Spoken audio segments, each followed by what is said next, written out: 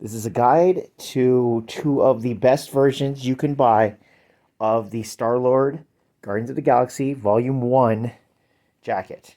These are the two versions I have because, quite frankly, they're the two best ones. This is and I will show a more, you know, up close with my mannequin here, but just an overview.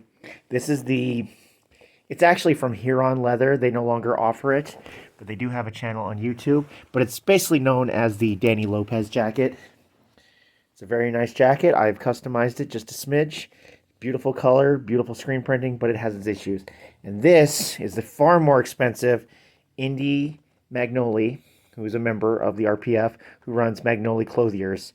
This is the best version of the jacket you can buy, but it has issues, and I've had to work with them meticulously to change it from their thing. And I've also added some stuff. So let's get into putting it on the mannequin now. And here we are now starting with the Huron leather jacket. Well, half leather. This is a very comfortable jacket, very sturdy, very durable. I've actually had mine for probably close to 10 years at this point, and the color has mellowed out where it's very perfectly red. You know, the leather and the screen printing match very perfectly. Despite constant use, the screen printing is still as vibrant as ever. What I love about the screen printing is that as soon as the light hits it, it immediately lights up. No matter how you're at, just like the movie jacket. The screen printing is perfectly symmetrical. They did a great job with it. I've worn bags and everything on it, and there's no issues whatsoever. And if you modify it, you give the bleaching look like in the movie. This was done literally with just Clorox bleach, and it gave the exact same color and effect as the movie. So this color is dead on accurate. The leather looks even better aged. There have been some issues with damage, but I've replaced the valve with something a little more accurate. It's old and taken damage, and this is just damage from general use. And the best thing about buying this jacket is it came with a patch, which is very hard to come across. But I've actually used it on my other jacket here because I needed it for this. And I actually had to make my own of this, which is actually molded out of metal. But it still looks good, and it works with the overall feel of the jacket. It's sturdy, it's durable. I love the sleeves with the cuff. It looks even better aged. And the color of the straps is immaculate, but it has its issues. There are no prints on the inside. It's fabric here, but it should be in here, but it's just leather.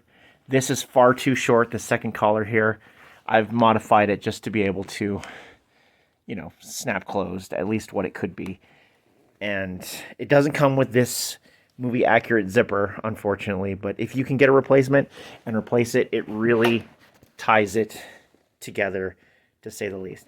Unfortunately, this zipper no longer works because it's just that old and kind of crusted, but it still looks very, very nice. My main issue, though, with this jacket is the pattern itself. The striping pattern is very wrong. They did the perfect print, but this is not right. These buttons are not are not the way they should be. It's far too symmetrical. That's the appeal of this Volume 1 jacket, is the fashionable asymmetry. Every stripe is like exactly the same. There should be ragged asymmetry everywhere, and every single stripe is perfect. And it shouldn't be. It should be far more asymmetrical. But it still looks cool, and it glows out in the sun, to say the least. But if they could do the print that Indy did on this jacket, this would probably be my favorite jacket. But it's a really nice jacket regardless. Unfortunately, it's no longer offered and kind of rare. Maybe you could find a used one on eBay, but it's going to be a pretty hefty cost. And Huron Leather no longer offers it. But solid jacket, definitely one of my favorites. And now we move on to the Magnoli Clothier's jacket, which, as you can tell just from how this sits, this jacket is of extremely high quality for its price. And best of all, it is completely customizable to your needs. The company is very easy to work with. They will, I mean, you need to get the print down first, but they will work with you to make minor adjustments all throughout. And I couldn't be happier apart from just they don't use the same printing, and I worry about the durability. This jacket is less than a year old, and to start with, it does not come with a valve. You have to find one and install it yourself. And this is what I came up with. This looks immaculate, especially with how I tried to, paint it and the like. It looks beautiful. The installation was simple but easy. Here's the back. So it has its issues, and I will get into that.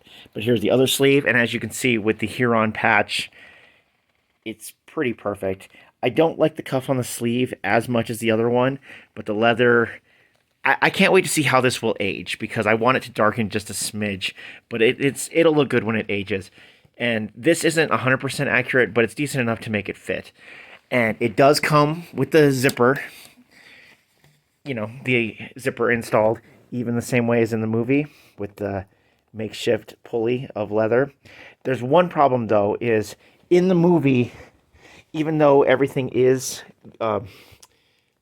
brass, the zipper is actually a bright gold. And instead, Magnolia uses a standard matching brass zipper, which still looks good, but it's not enough. Now, the screen print, as you can see, is also on the inside with more pockets, and it looks beautiful. The collar is also appropriate length, so you can wear it open or closed. I've modified just a few little things by adding, but on the inside, it's beautiful. You can specify how many pockets you wanted. I like the asymmetry with the 3. Now, the print. I worked with this company very in-depth to get a print that I think they did a really good job on. Initially, their print was just printed on, and it wasn't very good quality. I managed to get them to get a thing that also reflects back in the sun, not nearly as well as the other one, nowhere near enough, and it's not quite as symmetrical, but it does glow in the sun. And the other only fault I can give this jacket is because this print is different. I don't really know how they did this. I worry about the longevity of this print. Like, this jacket gets better with age, no doubt. The older it gets, the better it looks. This jacket you have to be gentle with, especially because it's so valuable. Like, everything I wear, I want to wear underneath it, so not to mess up the print, because I don't know if this will fade or however else, but it makes me worry about longevity because it's clearly a different print. And just from my experience with trying to customize another version of this, I know you can take this print off easier than I would like. Like, hot water will make it melt off, like super hot water over and over again. So it's not quite as durable. So you have to be careful with that. Don't wear this into battle, basically, especially if you're, for the price you paid for it, unlike this other one. So that's really my only real issue with this particular jacket. And this print is better than anything they've ever done because I work with them, but their standard print was kind of even flaking right out of the thing. Kind of inexcusable, to be honest. But just be careful with it, and it'll last you a long time. And maybe it'll get better with age, but it's only been less than a year for me currently. Coolest thing about this Volume 1 jacket is that it changes colors based on the lighting. Inside, it looks more maroon. Outside, it looks more, reddish orange. And it has a subtle little gradient on the front and the back that makes that pop even more. Now, unfortunately, the back is nowhere near as gradient enough, even with modification. I'm afraid to bleach it because I don't want to screw it up. And it is subtle, but it's not nearly as toasted as the other one. Like, you can see up close. And it has a working flap back here, which is great, just like the movie. Now, the print is my favorite part. You can work with them and tell them to do your own print, but I think let's see from this angle, they nailed it for the most part. They have all the asymmetry you can want. I actually had them add a few more.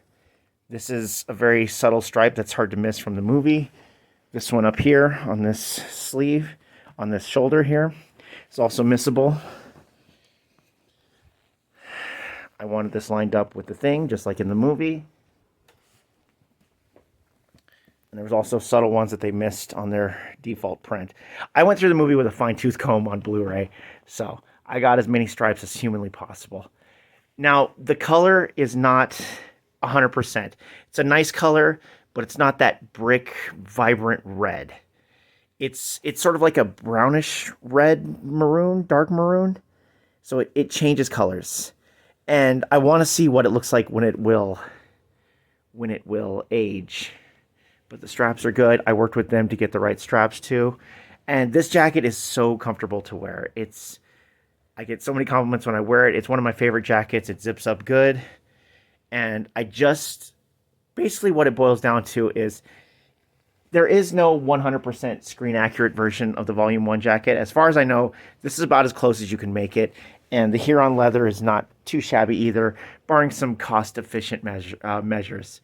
But if I could combine both of these jackets, I think we could finally have the fully screen-accurate version of the Volume 1 jacket. But no one cares about Volume 1 anymore, and it's all about the Volume 2 jacket. But if you're looking for a Volume 1 jacket that's both sleek, stylish, and as accurate as possible. I didn't really care about accuracy. I just really like the look. That's why I wanted it. Really, the only option you have is heavily modifying a rare Huron jacket for a lot of money, because even the zippers and stuff are hard to come by, or splurge a little bit more for a Magnolia jacket and get it within a few months. The company is very easy to work with. You can get it however you want. You can get this in blue if you honestly wanted it. But just be warned, you will not have a patch. And valves are also hard to come by. So if you don't care about the accessories, But this is my experience with Star-Lord Volume 1 jackets. My favorite jacket of all time. All right. Thanks for watching.